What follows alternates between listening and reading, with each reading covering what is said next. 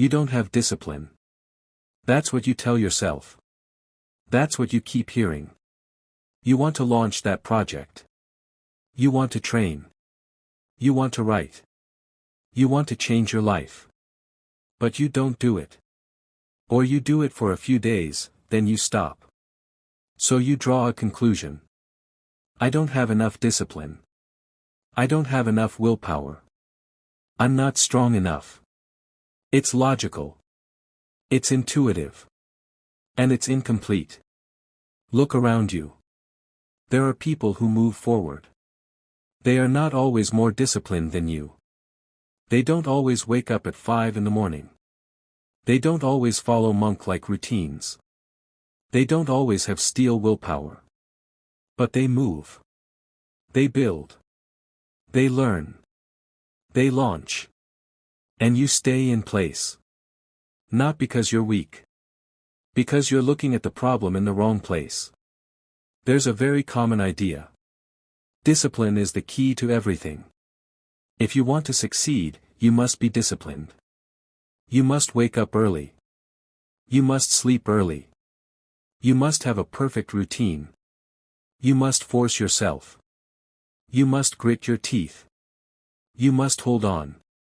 That's what most motivation speeches repeat. Self-help books. Business podcasts. Productivity influencers. Discipline would be the supreme virtue. The one that separates those who succeed from those who fail. But if it were that simple, the most disciplined people would also be the most advanced. And that's not what we observe. There are ultra-disciplined people. They have perfect routines. They wake up at 5. They meditate. They read. They train. They work late. They check all the boxes. And yet, they stagnate. Their business doesn't take off. Their body doesn't change. Their life doesn't move. They have the discipline. But they don't have the results. And there are people who seem undisciplined. They don't have perfect routines. They don't always wake up early. They don't follow all the advice. But they move forward. They launch projects. They learn skills. They build solid trajectories. Not because they're more disciplined. Because they understood something essential. The problem is not your discipline. The problem is how you design your environment and your systems. Imagine two people. The first wants to write a book. They tell themselves, I must be more disciplined. They decide to wake up 1 hour earlier every morning. They sit at their desk. They open their computer. They stare at the screen. They don't know where to start. They force themselves. They write a few sentences. They erase. They rewrite. They feel guilty. They tell themselves, I don't have enough discipline. Days pass. The book doesn't move. The second person also wants to write a book. They don't tell themselves, I must be more disciplined. They tell themselves, how can I make this easier? They prepare their environment. They create a folder with a clear outline. They set a simple goal. 500 words a day. No more. They choose a time when they know they won't be disturbed. They close unnecessary tabs. They put their phone in another room. They don't force themselves. They follow a system. Days pass. The book moves forward. The difference is not in discipline.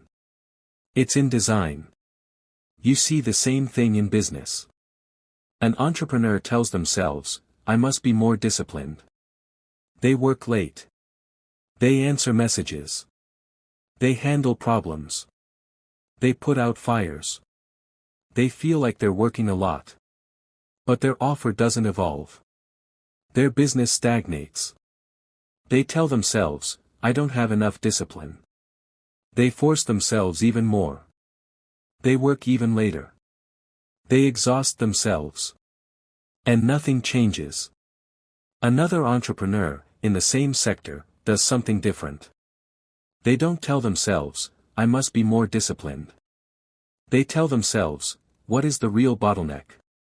They identify the point that blocks everything. Maybe the offer. Maybe the acquisition channel. Maybe the way they sell. They design a system. They protect blocks of time. They define clear tasks. They don't force themselves. They follow a framework. Weeks pass. Their business moves forward. Not because they're more disciplined. Because they designed a system. You see this in sports too. A person wants to get back into training. They tell themselves, I must be more disciplined. They decide to train 5 times a week. 1 hour each time. They force themselves. The first week, they hold on. The second week, they start to fatigue. The third week, they skip sessions. They feel guilty. They tell themselves, I don't have enough discipline. They stop. Another person also wants to get back into training. They don't tell themselves, I must be more disciplined. They tell themselves, how can I make this easier? They start small. 3 times a week. 20 minutes. No more. They prepare their clothes the night before. They choose a slot where they know they won't be disturbed.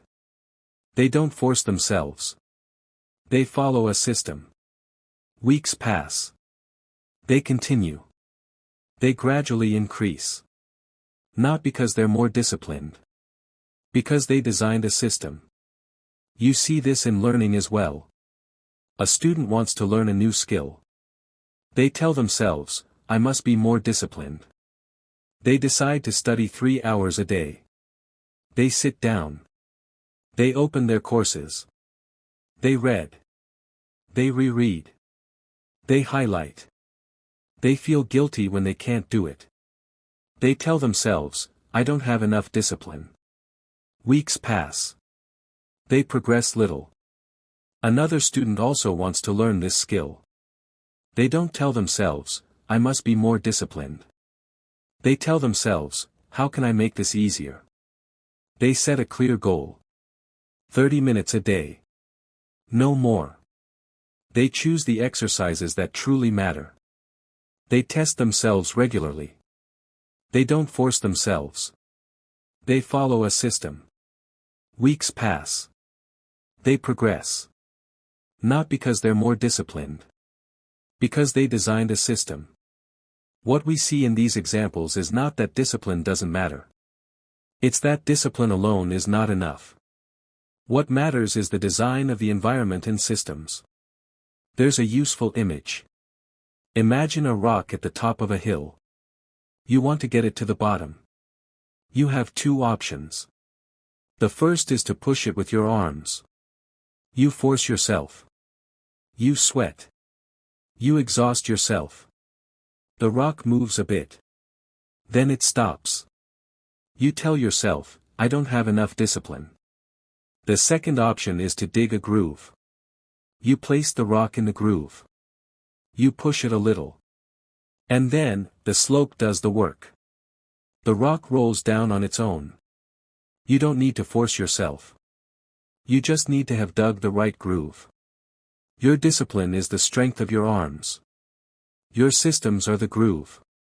If you rely only on your arm strength, you will exhaust yourself. If you dig the right groove, the slope does the work for you. You can apply this framework to almost everything. Your business. Are you relying only on your discipline? You force yourself to work more. To answer more messages. To do more tasks. Or do you design systems? Clear processes. Defined priorities. Protected time blocks. Automated tasks. Delegations. You don't force yourself. You follow a framework. Your career. Are you relying only on your discipline? You force yourself to work later.